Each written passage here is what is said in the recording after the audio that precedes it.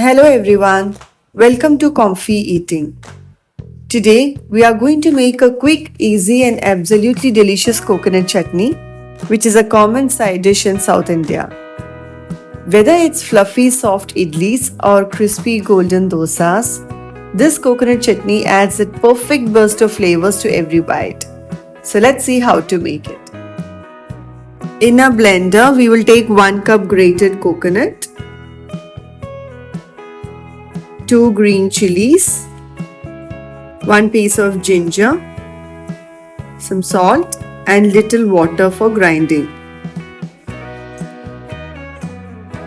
Scrape the sides and add more water if needed. I have used 8 tablespoons of water, but you can add or reduce according to the consistency you prefer.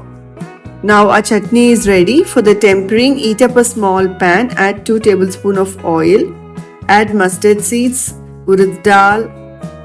When they turn golden brown, add dried red chilies,